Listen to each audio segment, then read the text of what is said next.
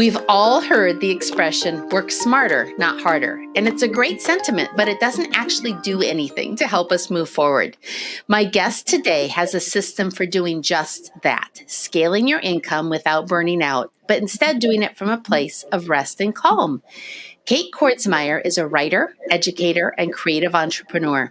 She lives in Atlanta with her husband, Matt, and their two kiddos, Jackson and Gemma, and their three fur babies, Scout, Boo, and Finch. And yes, they are named for the characters in To Kill a Mockingbird.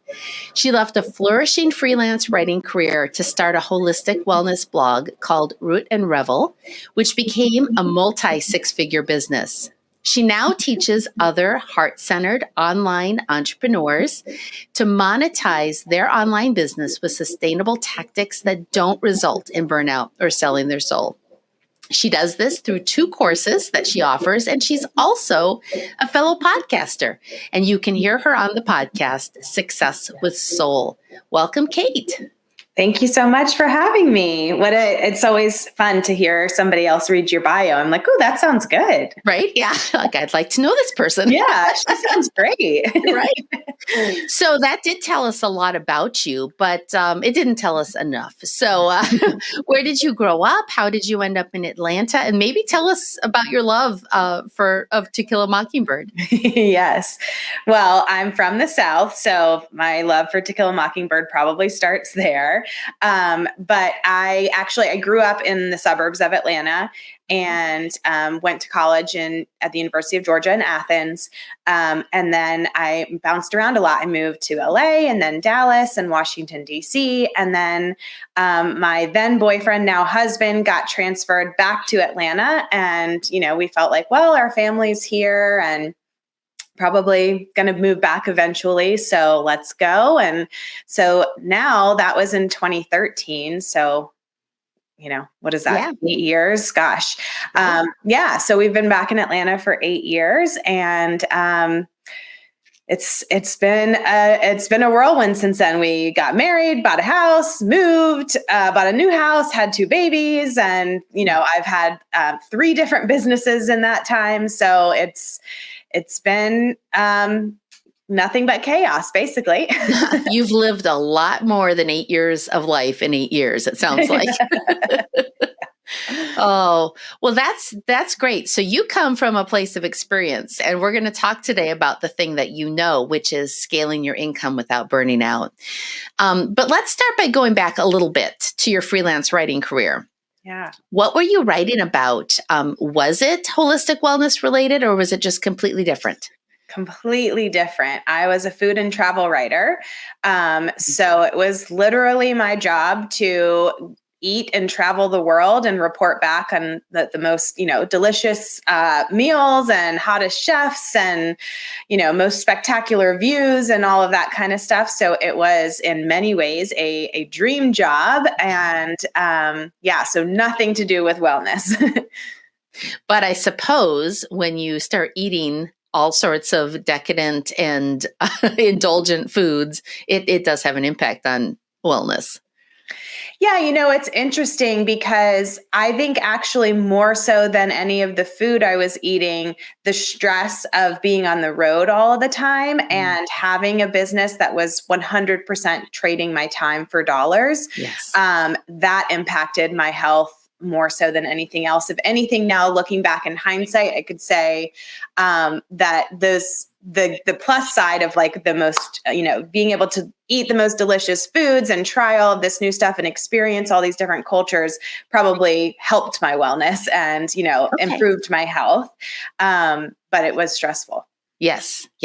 I can't imagine. On the one hand, it sounds very glamorous, but you're right. That trading of time for money would be stressful. And you told me that you've had a byline in more than 125 magazines, which is very impressive. And it had to feel like great validation that you were succeeding. So what was it in all of that caused you to choose a different path? And, why did you change lanes and head in a new direction? Yeah, it's such a good question because on the surface, everything seemed great. And like had the career most people dream of. And I got a cookbook published and was, featured in huge national magazines. It was great for a time. But I think it was the perfect storm of a lot of different things in my life happening. I had moved back to Atlanta. It was a very different media scene in Atlanta, especially from when I was living in DC, which all editors always needed somebody on the ground in DC, somebody who could report back about what was going on there. It had a very hot food scene. And so does Atlanta. But editors, Atlanta's less of a destination. And so that changed things a little bit. We got married when I moved back. And so I was, getting older, wanting to settle down a little bit more. And everybody always said, oh, it's so great that you're freelance because you could have kids and super flexible, like you're your own boss. But the more I started thinking about it as, becoming a mom started coming up on my radar, it was like, well, actually, no, because if I take a maternity leave, I only get work when I'm writing. And so if I take maternity leave, I'm not writing, I'm making $0. And then if I have a kid and I have to take care of that kid, it's like, I only have so many hours. How can I do this? And, and also print media was changing dramatically. And so budgets were being cut and magazines were folding. So there was some of that pressure and things like that changing.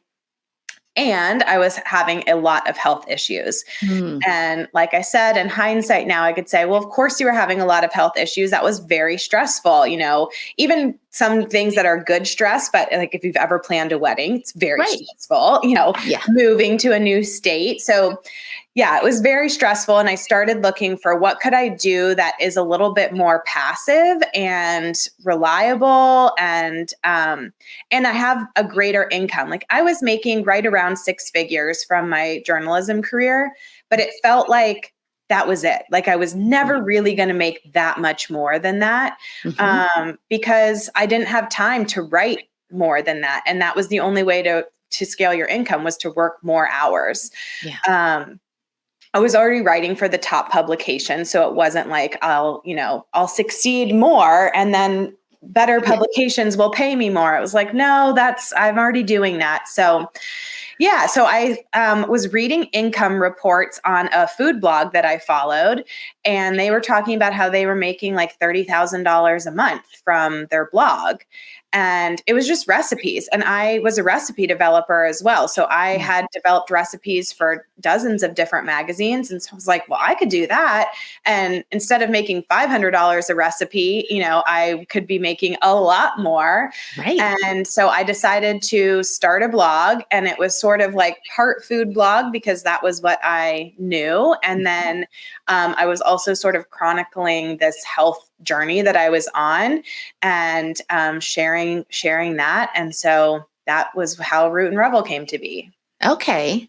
So, and this leads into my next question, but you started answering it. You did not have kids when you started this blog, but you were looking ahead to what life would be like with kids and laying that foundation for it. So, that's really smart.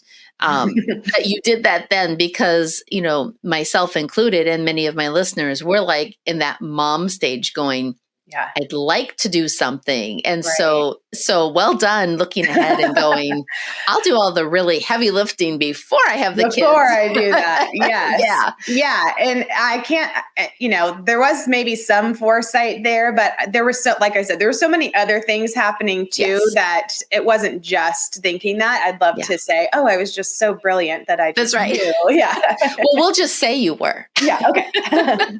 You're brilliant. So it was part food blog, and then it was part wellness because of you coming out of this place of stress and your health having some challenges as a result of that. Is that correct? Yeah, exactly. And when I was diagnosed with hypothyroidism and PCOS, so two kind of chronic illnesses that there is no cure. But there were some things that I was learning about more holistic alternative health strategies that were like, you could potentially not have to take medication. You could potentially not have to adjust your diet too much, but by some of these other more holistic lifestyle changes, I was finding a lot of relief. And so yeah, I felt like I wanted to share that with others who maybe were experiencing something similar. And now when I look back kind of on the different paths my career has taken, I can see that I kind of have this pattern that wasn't conscious at the time, that was like, I learned something, I figure out how to do something, and then I want to show other people. So I figured out how to put kind of my health conditions in remission, so to speak. And then I wanted to teach other people how to do that. And then I created a 6-figure blog, and then I wanted to teach other people how to do that. And then I created a 6-figure course business, and I wanted to teach other people how to do that. So it's kind of just like, as soon as I learn something new, I'm like, cool, let me show somebody else how to do this. Yeah. Okay. That's excellent. I was going to ask you about what made the transition from doing it to teaching others to do it. And do you still have the Root and Revel? Is that still active? Yes, it is. Well, I wouldn't necessarily say it's still active. It still exists. Okay. I have been in the process of selling the business this past year, and it's been a little bit of a roller coaster and some ups and downs. So currently, at the time of this recording, I'm still the owner, but I also have basically not touched it in almost 2 years now, because I had my second child, and then I also started a second business, and I just kind of put it on the back burner.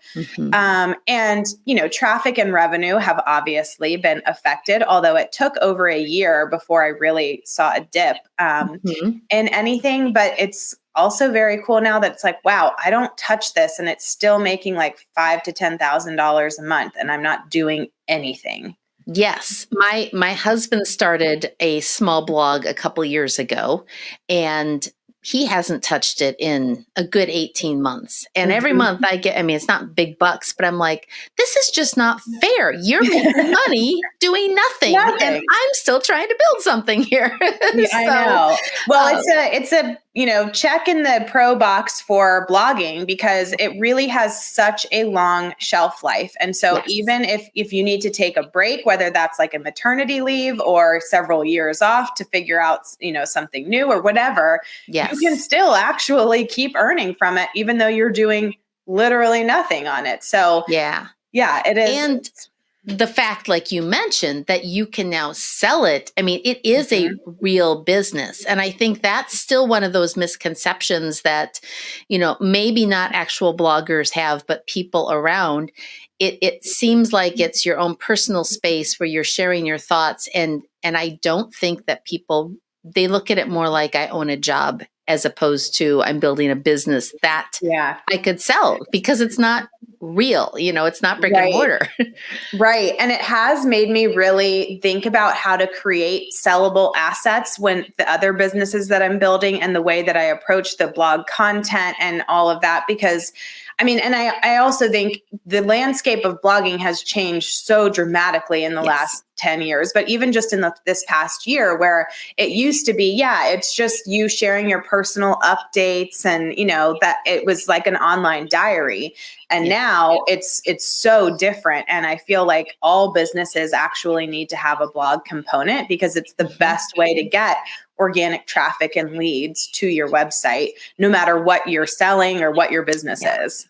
Yeah, absolutely. Yeah. Even if it's like, I have a clogged drain, and you go and you discover somebody's got a tutorial on how to unclog a drain, and they're a business in my neighborhood. I just call them to come unclog my drain, Exactly. Yeah, that's excellent. So one of the things that we talk about here a lot is delegation, and this idea that, especially as moms, we feel like we need to do it. And it can feel very, lavish to delegate it, but it's important to delegate. So do you have a team that you've built around you? And when did you decide to start to add a team to what you were doing?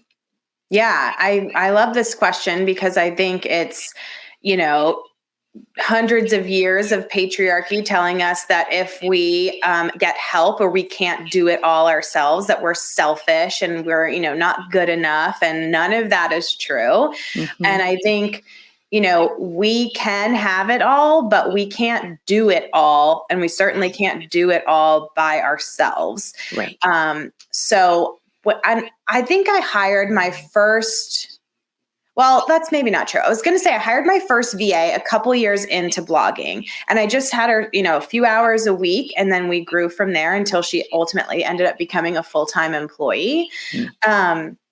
But I've hired, I hired a Pinterest agency. I've hired Instagram help. I've hired SEO people. So some of it's been like very specific, and they're not like full team members. Right. And then now today I have 3 full-time employees and a dozen, contractors and other people on the team. And I also have childcare and a house cleaner and somebody who does our yard work, I have a lot of support. And I think if I didn't, none of any of it would be possible. Right. And we often talk about the trade-off, but this idea was introduced to me recently that it's actually an elevation, that the more we delegate, now we can do what we're good at and someone else can do what they're good at, and it makes it all happen. And so if you weren't hiring these people, they might not have employment and you wouldn't have the income that exceeds what they cost you, so it's not, it's an interesting mindset shift that I think a lot of moms struggle with. Yeah, I love that because you hiring somebody is helping their life. Like you're giving their life purpose. You're giving them, like you said, an income, whether it's because they clean your house once a week or because they're, on salary at your company. And then, yes, it frees you up. And there are so many hats that you have to wear as a business owner, and nobody is good at everything. Like nobody is the best writer and accountant and, marketer and salesperson and operations manager. Like there's so many different things. So once you figure out really what you're good at and how you can move your business forward, and then basically just delegate the rest. And I think in this world of online and growing, virtual businesses, it's easier to do that because you can hire someone to do something 2 hours a week instead of, I don't know, just start super small. Yes. Exactly. Yeah. My first one that I hired was just to outsource the creation of 6 Canva images a week and the posting into the, social media planner. Yeah. And it wasn't the time it took. It was the bother it was to me. And so removing that was like, oh, this huge weight lifted, even though it didn't take that long. It was mentally draining. I didn't like it. So yeah, totally. And what took you hours might take them minutes, and because that's what their zone of genius is. And yes. Which I will admit, when she's like done, I'm like, okay, I'm paying you to do it that fast. And I was like, no, I'm paying you so I don't have to do it, Right. But yeah, there is that little bit of, well, I could have done it that fast, but no, really, I couldn't have. So right. Yeah. Well, I love that you have both a podcast and a blog. And so, in fact, there's in the podcast community that I'm part of, it's often discussed how you integrate the two really well. And I know your KateKordsmeier.com blog does this really, really well. And so this might be a chicken and an egg question, but when you create new content, are you thinking about it from the blog side first or from the podcast side? What drives it? Yeah, good question. So, and I will say it's changed recently because my podcast is about 1.5 years old now. And so we, try things one way, see how it works, make some changes and what's not working. So, the way that I went about it was, let's see if we can feed 3 birds with 1 seed. So I can record a podcast interview and have the video on. I'll take the audio and I'll publish that to the podcast player. I'll take the video and I'll publish that to YouTube.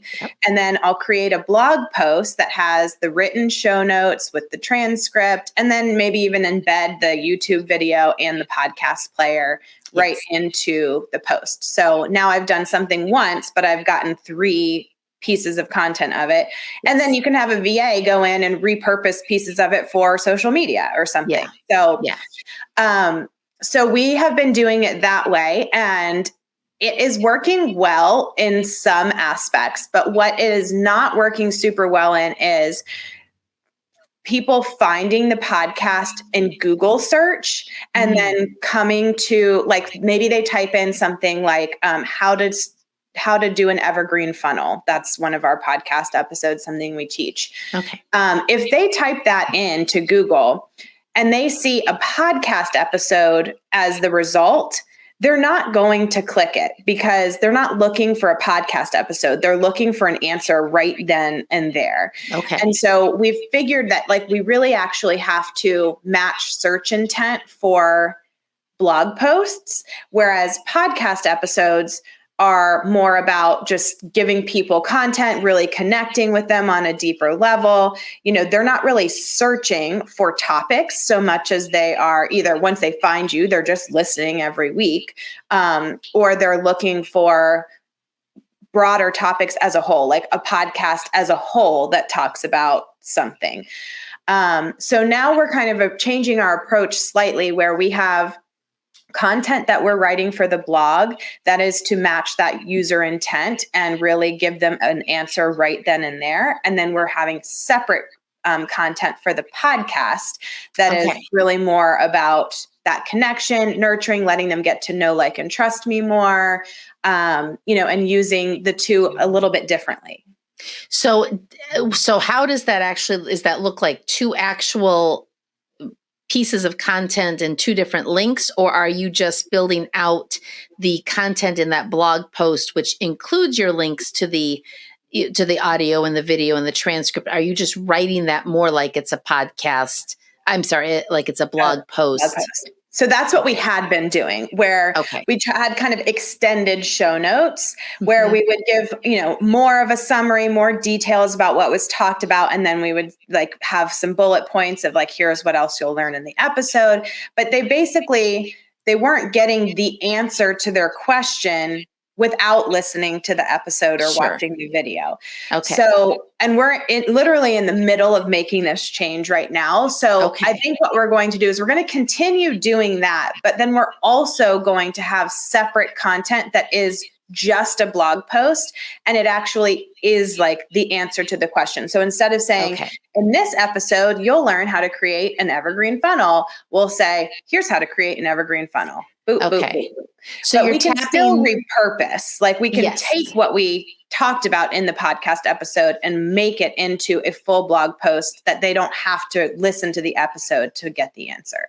Sure. But you could still point back over if you'd like to hear more, go here to listen. Okay. Totally. So it will be two different posts, so to speak. Yeah. One for the episode, one for the blog. And that's interesting because that is this constant struggle of, and ultimately you want the listens, but you ultimately want the traffic to your website. And so if that's going to bring more people over to your website, then that obviously makes more sense. Yeah. What we found was basically that the podcast was not driving traffic to the website. And we would have a small group of people who would listen to the podcast and then go, clicked over to something on our website, but we weren't getting cold traffic to the website because of the podcast.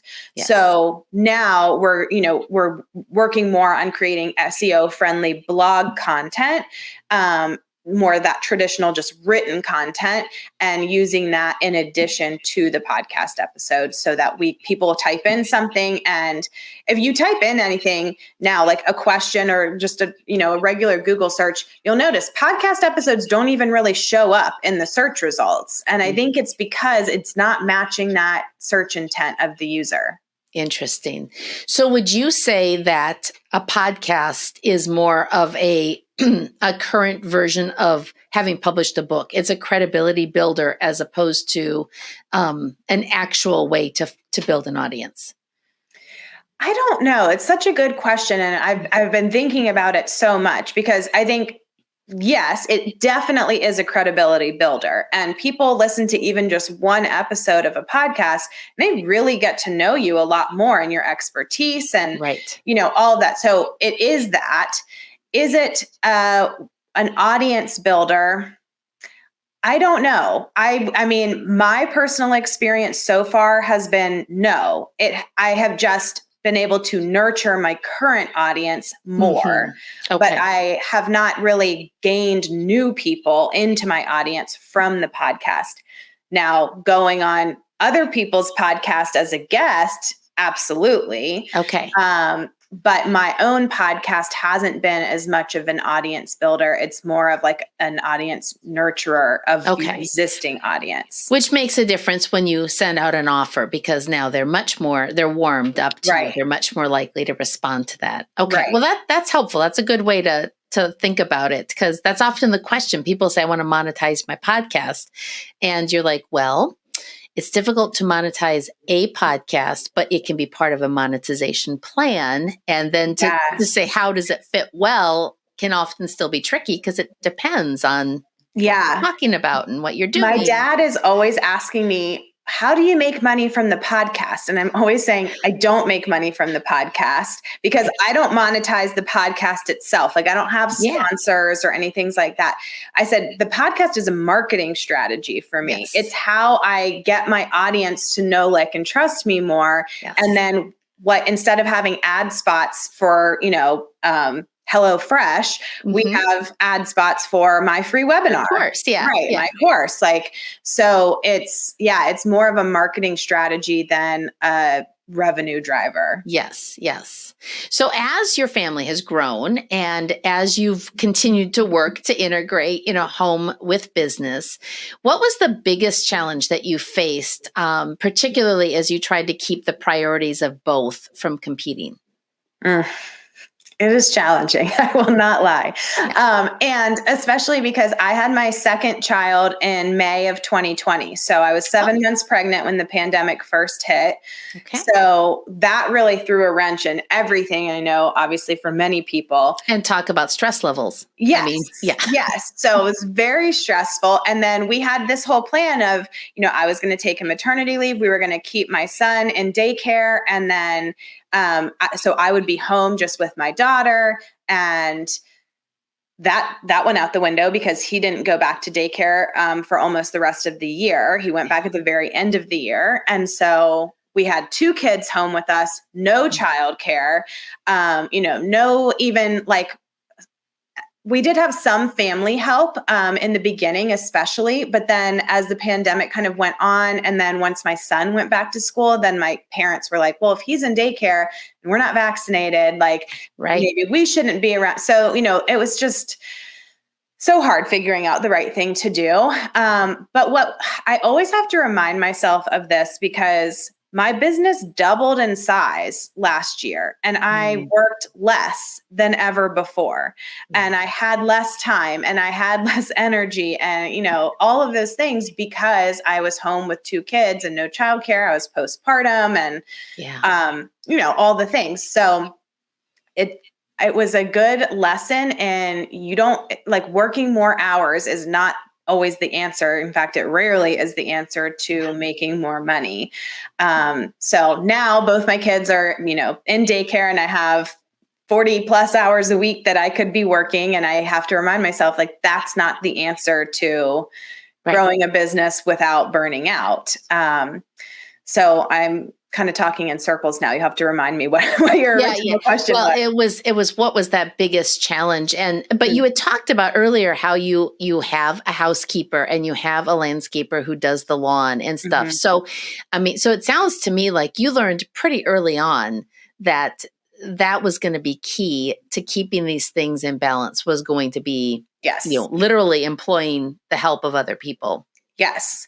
And I've taken that to an even new level this year, because last year we also didn't have any of that support once the pandemic, first hit. Yeah. So 2021, we're basically saying, okay, pandemic's over, even though we know that's not true. Right, but life goes on. Right. Life's going on. So, now one of the things that was causing me the most stress was that I was cooking. And I'm a food writer. I love to cook. I love food. every day I would say, I should be able to do this and I want to do this. And then every night, 6:30 rolls around and it's like, I have nothing. And so now we're just getting takeout or fast food or, some frozen dinner or something. Yes. So finally, I was like, this clearly isn't working. And no matter how much I feel like I should be able to do this, I'm just not. And it's making me so stressed and it's expensive. So we found a local chef in Atlanta who does, it's sort of like a semi-personal personal chef where she has a set menu each week. We choose what we want from it. They deliver like made from scratch, home cooked food. And now for breakfast, lunch, and dinner, we just have our meals done for us. And I have like a couple days a week where I leave for room for us to play or go out or do something. But it has been one of the biggest game changers for me. And just like the mental bandwidth it has freed up of like not having to grocery shop and meal plan and actually cook and clean up and all the things. Yeah. So I'm constantly finding, okay, what else could I outsource to free up my, and save my mental health and sanity, free up that bandwidth, employ other people, give back in that way. I don't mean give back. It's not like it's charity, but what we were talking about before. Yeah. Let someone else do their thing really well. Yeah. Right. So the outsourcing the meals has been huge. And what I've just told myself also is like, this is just a season. At this season of my life, I have two toddlers. I'm running 2 businesses. My husband's job is very busy. We don't have a lot of extra help. So this is what I'm going to do. And I say this more so for my love of cooking and then feeling sad that I'm not doing it. And I'm just saying like, I will get back to cooking one day, but right now this is what I need. And so here we are.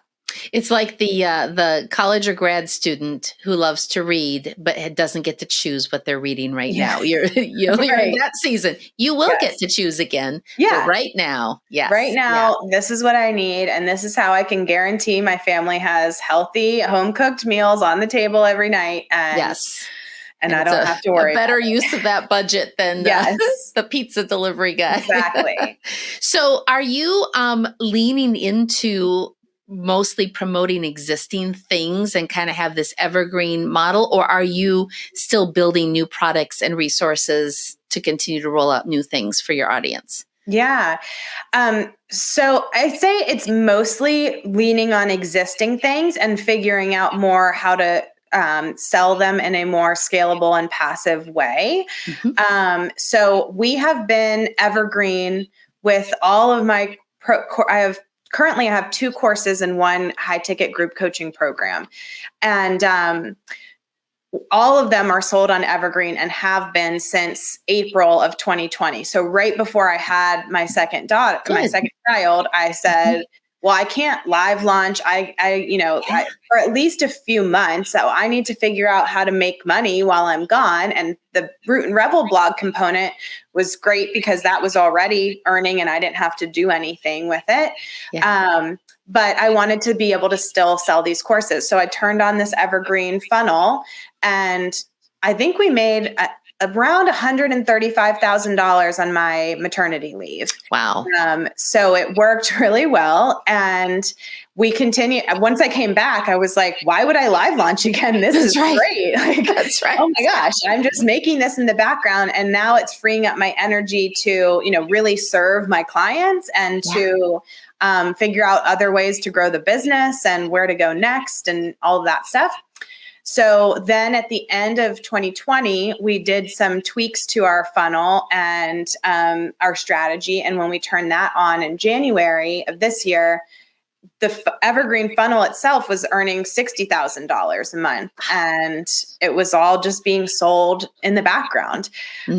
So this year I did launch a new product this year, and that was my group coaching program I launched in the spring.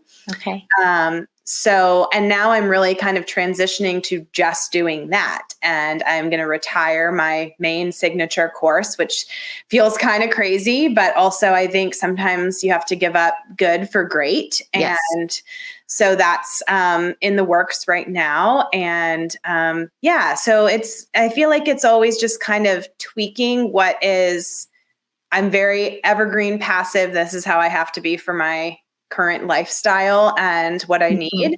And then my time is spent more just tweaking and figuring out what's working, what's not. How can I get, more traffic organically without having to spend all day on social media and, Right. Things like that. Yeah. Yeah. Well, that's great. And because you've put in that hard work for the passive, you have the capacity to tweak Right. and plan ahead and look at what's growing well. So that's great. Yeah. Well, for the mompreneur listening who longs to, operate from a place of rest while still bringing in this income, but is finding it so overwhelming, what is one of the very first things that she could do to begin to turn things around? So let me just clarify, is this mom an existing business owner or does not have a business yet? It could be either. I think a lot of the moms who listen are going, I either want to leave a full-time work and start something, or I've had this hobby and it's not going anywhere and I want to make it work. Yeah. Okay. So, I feel like I'm known as the blogging girl. And so my thing is have a blog. Your blog is your home base for your business. It's how you're going to get that organic traffic and those organic leads without needing social media, without needing to spend money on paid ads. If you want to do those things, great. They can just be a supplement to the more passive, core focus. But you have a blog and then from that blog, you can monetize the platform itself. And what I recommend now, especially, is you can sell your own offers. So you have your own course or program or even physical products. Coaching services, whatever it might be, it all works. But using your blog as a way to get more leads into that offer is, I think the best, most passive way to build. Excellent. Okay. And that's something you can do 20 minutes here, an hour there, and you can start to really get that up and running without needing to sit down and work on it for 8 hours generally.